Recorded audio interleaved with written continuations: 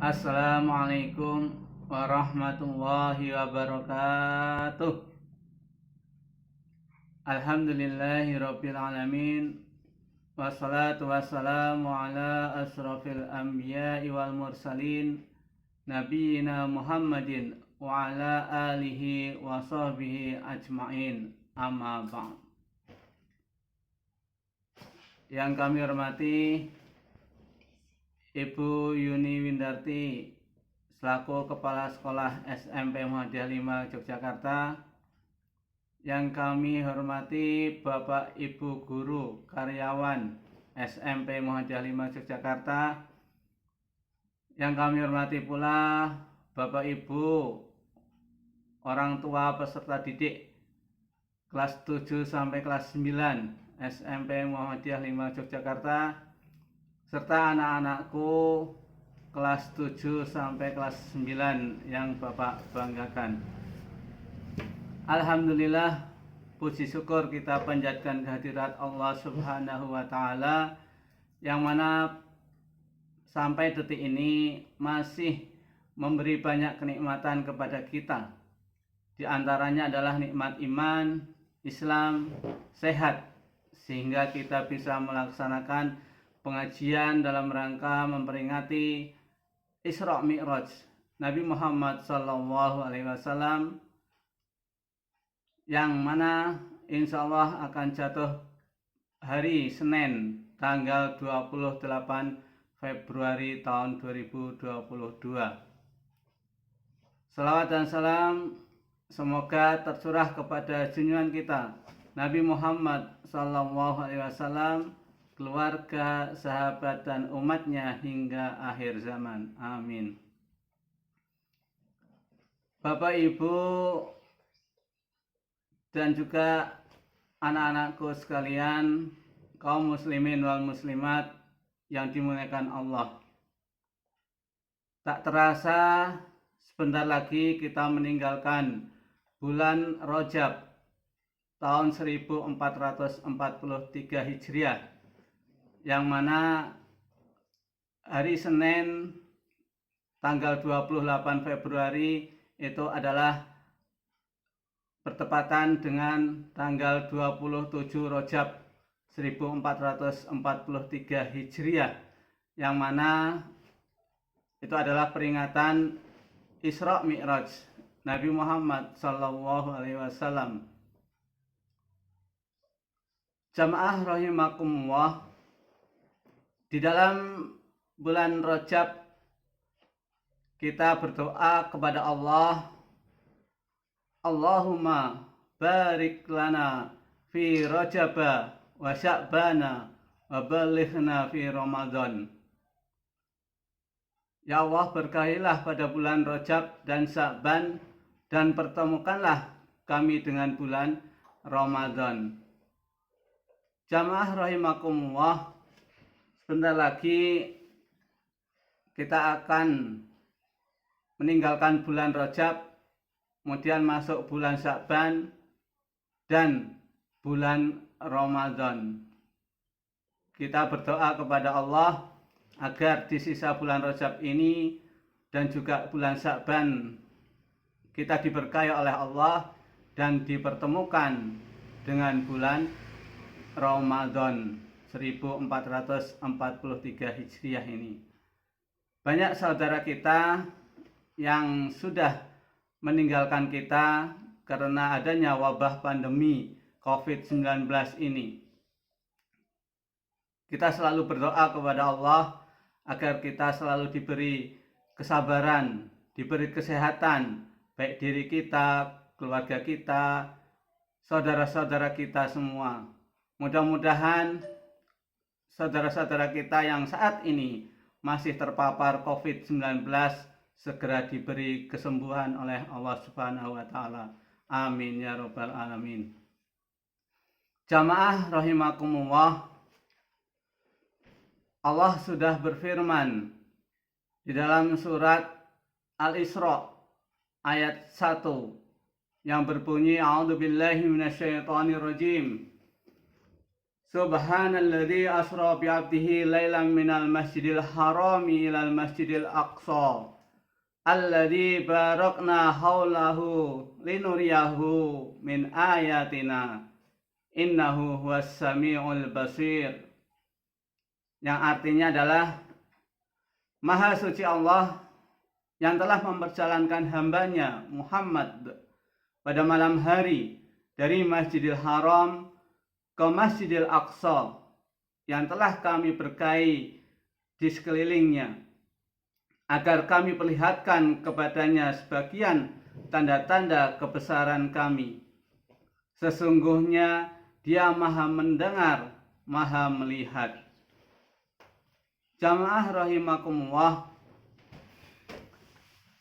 peristiwa Isra Mi'raj Nabi Muhammad SAW terjadi pada saat Rasulullah SAW ditimpa musibah oleh Allah Subhanahu wa Ta'ala, yaitu dengan wafatnya paman beliau yang bernama Abu Thalib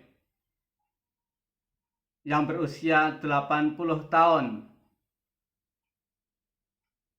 Selang 3 hari kemudian, Nabi Muhammad juga ditinggal oleh istrinya yang tercinta, yaitu Khadijah, pada usia 65 tahun,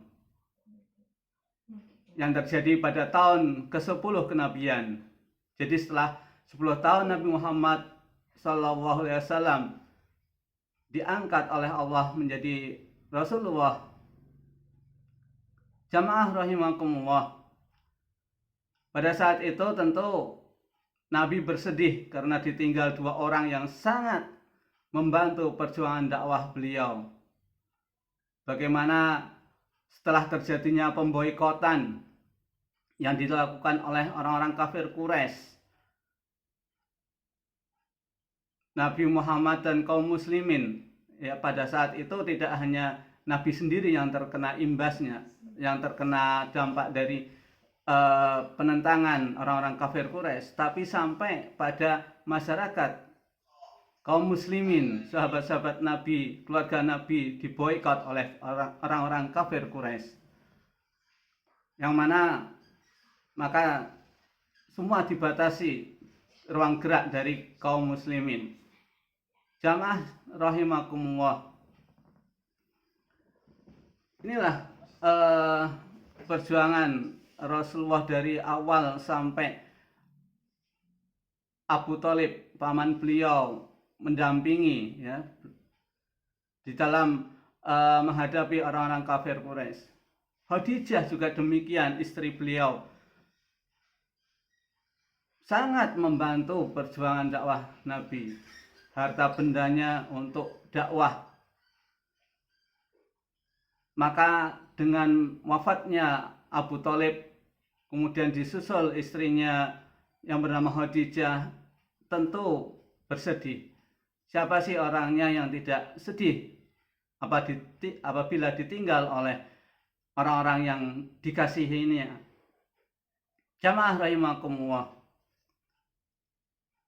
sudah manusiawi Rasulullah bersedih, tapi kemudian Rasulullah dihibur oleh Allah Subhanahu wa Ta'ala, yaitu dengan peristiwa Isra Mi'raj Nabi Muhammad SAW,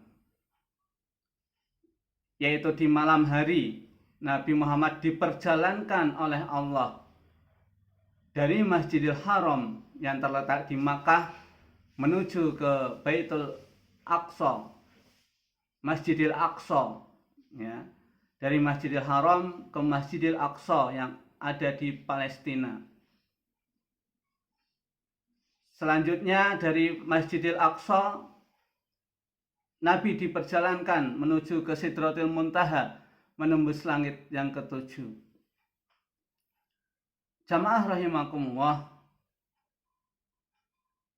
ini peristiwa yang sangat luar biasa, yang mana pada saat itu belum ada yang namanya roket, ya kan?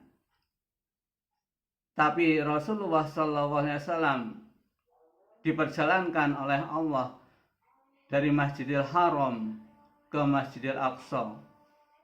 jarak yang sangat jauh dari Makkah sampai ke Palestina. Belum lagi dilanjutkan sampai ke Sidratil Muntaha. Jamaah rahimakumullah, dari sinilah kemudian pada pagi harinya Rasulullah bercerita kepada orang-orang bahwa atas peristiwa yang semalam dialaminya.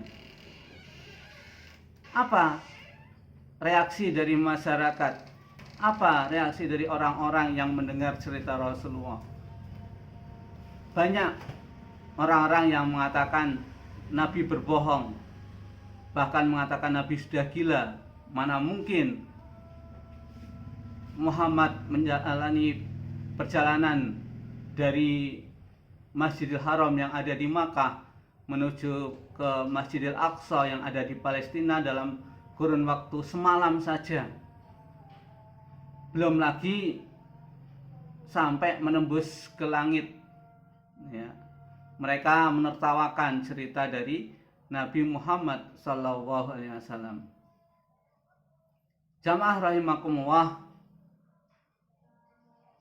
sahabat Abu Bakarlah yang pertama kali membenarkan dari peristiwa yang dialami oleh Nabi Muhammad SAW, Isra Mi'raj. Makanya kemudian Abu Bakar diberi gelar oleh Rasulullah dengan As-Siddiq, yang artinya adalah benar. Ya. Karena Abu Bakar membenarkan peristiwa Isra Mi'raj Nabi Muhammad SAW. Jamaah rahimakumullah, dalam perjalanan Isra Mi'raj banyak sekali diperlihatkan oleh Allah gambaran bagaimana orang-orang baik itu yang berbuat baik ataupun yang berbuat buruk, bagaimana balasan-balasan yang akan diterimanya, itu semua diperlihatkan oleh Allah Subhanahu wa taala. Kemudian ketika Rasulullah Mi'raj menghadap Allah Subhanahu wa taala, malaikat Jibril, pada saat Mi'raj inilah Rasulullah melihat wajah asli dari malaikat Jibril. Tapi malaikat Jibril tidak ikut menemui Allah Subhanahu wa taala. Malaikat Jibril menunggu di bawah. Apa wahyu yang diterima oleh Nabi Muhammad SAW? Jamaah rahimakumullah, kalau biasanya Nabi Muhammad SAW menerima wahyu melalui malaikat Jibril, tetapi pada saat Mi'raj ini Nabi Muhammad SAW langsung menerima dari Allah Subhanahu wa taala. Wahyu apa yang diterima oleh Nabi Muhammad? Yaitu perintah sholat. Jamaah rahimakumullah, perintah sholat yang diberikan oleh Allah, yang disamakan oleh Allah kepada Nabi Muhammad SAW, yaitu berupa perintah sholat. Awalnya adalah 50 kali. Nabi Muhammad SAW menerima setelah diberitahu oleh Allah perintah sholat 50 kali, Nabi turun. Tapi ketika sampai bawah menemui Nabi Adam, ya, ditanya, wahai Muhammad, menerima perintah apa dari Allah? Perintah sholat 50 kali. Apakah sanggup umatmu yang kecil-kecil, umat saya yang besar-besar, ya, umurnya bahkan sampai ratusan tahun, itu tidak mau menjalankan perintah Allah, ya, apalagi umatmu yang kecil-kecil. Balik menemui Allah, minta keringanan. Nah, Nabi Muhammad balik lagi ke atas menemui Allah, ya, sampai berulang kali Nabi menemui Allah minta keringanan sampai akhirnya 5 kali. Nih, 5 kali saja diminta untuk kembali lagi, minta keringanan lagi. Tapi Nabi Muhammad SAW malu. Sudah bolak-balik minta keringanan, minta dikorting. Jamaah rahimakumullah, salat 5 waktulah yang kemudian diterima oleh Rasulullah SAW. Alhamdulillah, kita umat Nabi Muhammad SAW mendapat perintah salat 5 waktu. Coba kita bayangkan seandainya dulu perintah sholat 50 kali, bagaimana coba ya? Baru kita sholat, mau beraktivitas, muadzin sudah mengumandangkan azan, kita sholat selesai, begitu seterusnya. Maka alhamdulillah kita hanya 5 kali dalam sehari semalam. Itu pun 5 kali sehari semalam itu masih juga banyak orang-orang yang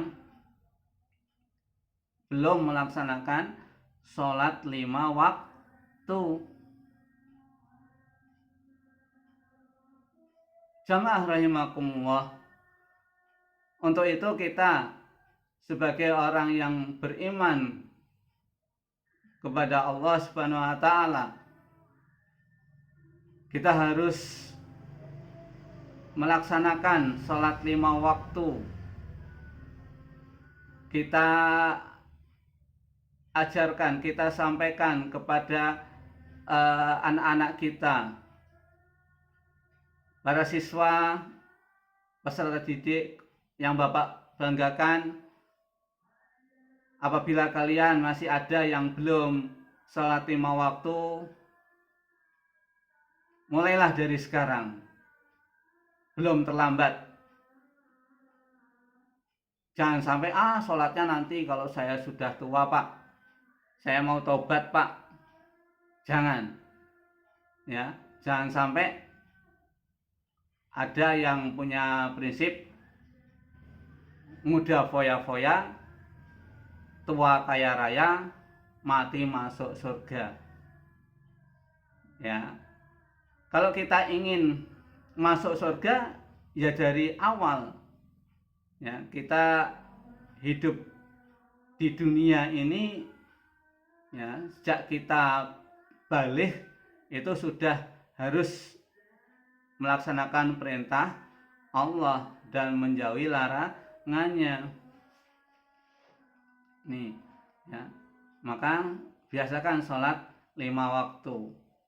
Wah, susah Pak subuhnya, minta dibangunkan orang tua atau alarm HP diaktifkan, ya, tidur nggak usah kemalaman, kemudian agar bisa bangun di waktu subuh.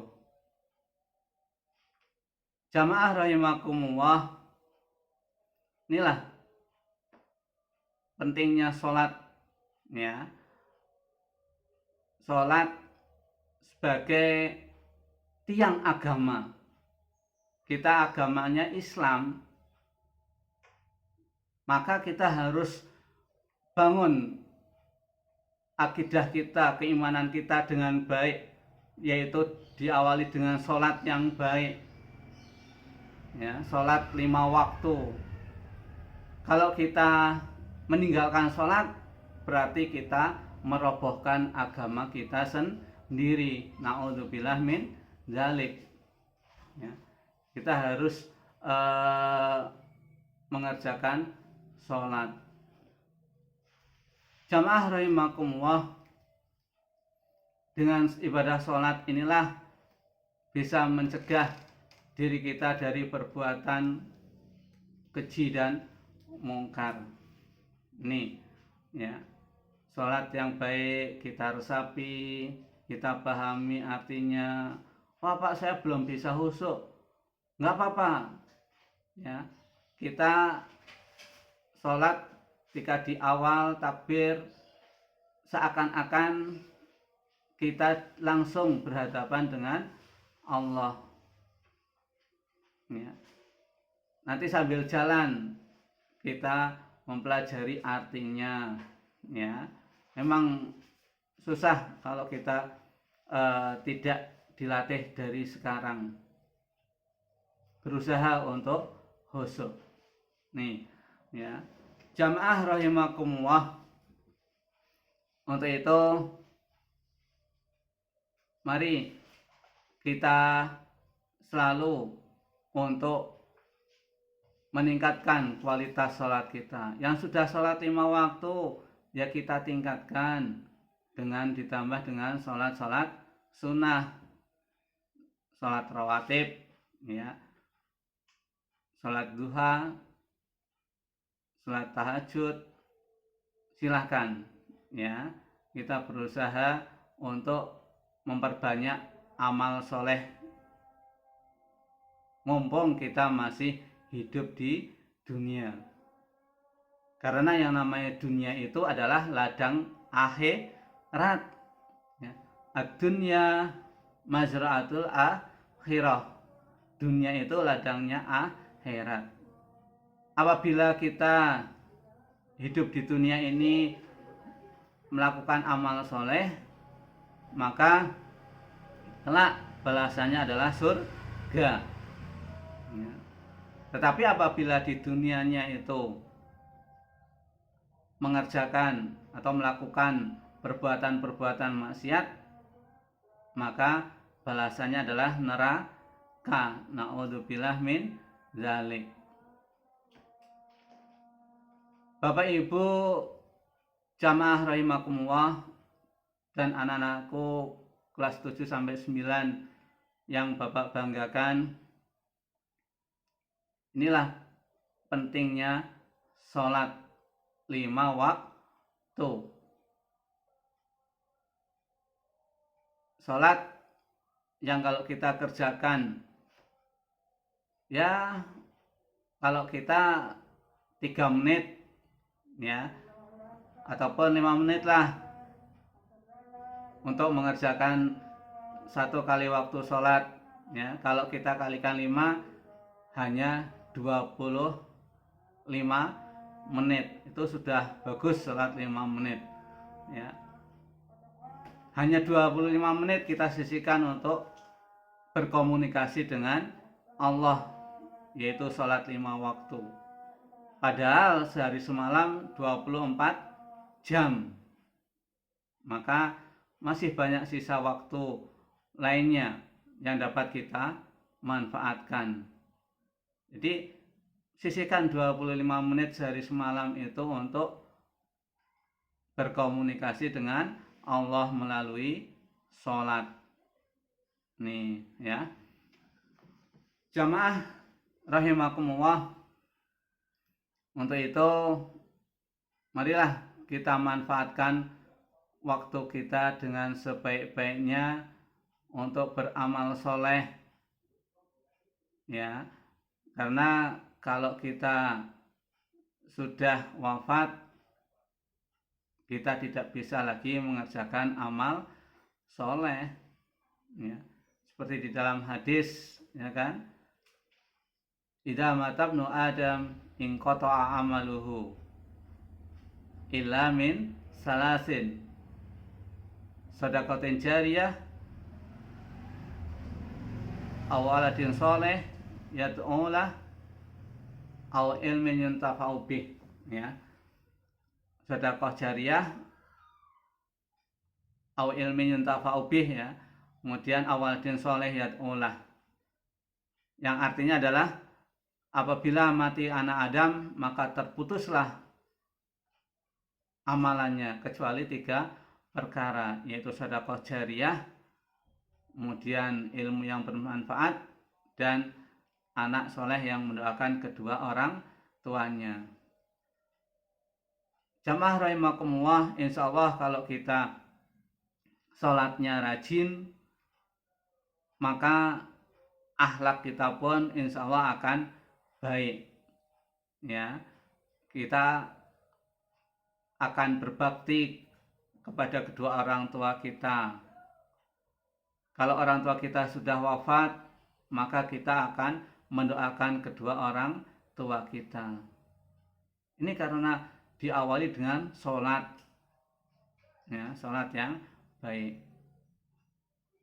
Sekali lagi untuk itu, mari di momentum yang baik ini, peringatan Isra Mi'raj Nabi Muhammad SAW di tahun 1443 Hijriah atau bertepatan tahun 2022 ini, kita tingkatkan kualitas sholat kita.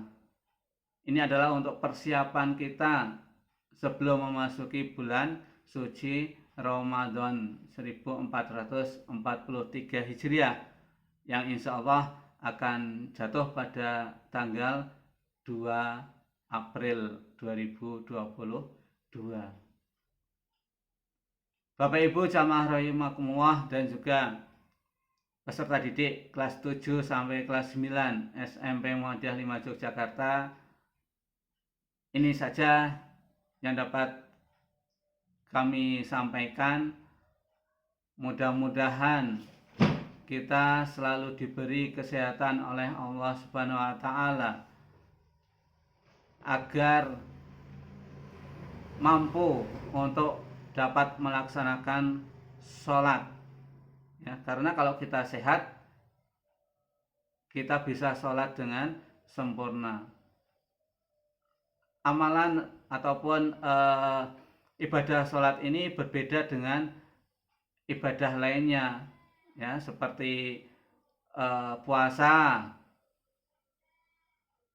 Orang kalau sudah tidak mampu berpuasa itu boleh diganti dengan yang namanya fidyah, ya kan? Orang yang sudah tua renta ataupun orang yang sakit, yang sakitnya itu susah disembuhkan, ataupun seorang ibu yang sedang hamil ataupun menyusui, itu bisa diganti dengan fidyah. Ya. Zakat itu hanya mereka yang mampu yang membayar zakat. Pergi haji juga hanya yang mampu, baik materi ataupun kesehatan. Itu bagi mereka yang wajib haji. Tapi kalau yang namanya sholat, apabila kita sakit, kita tetap harus sholat. Ya, tidak bisa berdiri, ya berbaring, ya, duduk dulu. Duduk nggak bisa, ya berbaring, ya. Berbaring nggak bisa, ya dengan isyarat. Dengan isyarat tidak bisa, ya disolati, ya. Begitu Bapak Ibu jamaah rahimakumullah yang dapat saya sampaikan pada kesempatan ini. Mudah-mudahan bermanfaat khususnya bagi diri saya sendiri dan juga jamaah sekalian. Dari saya, apabila banyak kekurangan, kehilafan, mohon maaf yang setulus-tulusnya. Billahi taufik wal hidayah. Wassalamualaikum warahmatullahi wabarakatuh.